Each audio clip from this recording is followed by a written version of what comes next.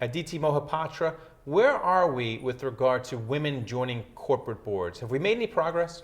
Well, unfortunately, over the past 5 years, there really has been just a kind of standstill in the number of women that have made it to the boardroom level. We're at 15%, and we've been there for about the past 5 years. Why is it important to have gender diversity on corporate boards? What can that add to the bottom line of companies? Well, it can add, the different perspectives that are really being brought to bear on important issues that corporate board of directors are making. And increasingly, as shareholders become more and more diverse, as consumers are more and more diverse, it's increasingly important to make sure that that diversity is represented in the boardroom.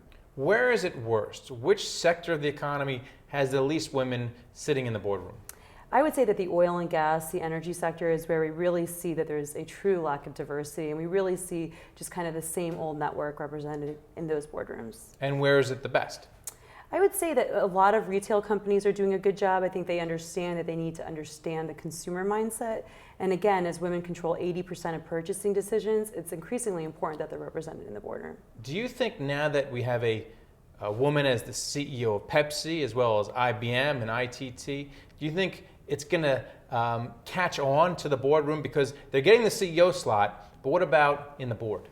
Yeah, I mean, I would hope so, and I would really hope that those leaders we could point to as kind of broader indicators of where women in management in corporate America really stand. But unfortunately, we can point to 5 out of 500 that really isn't giving us the kind of groundswell that we need. So how do you increase the groundswell? Are there movements out there? Are there websites? What is Calvert doing? Yeah, so I think as shareholders, we play an important role in this. As investors in those companies, we can bring this message of diversity directly to those boardrooms. We can vote our proxies. At Calvert, we vote our proxies against any slate of directors that lacks any gender or racial diversity. And we let the company know why we did that. We voted against your slate because we think diversity means good corporate governance.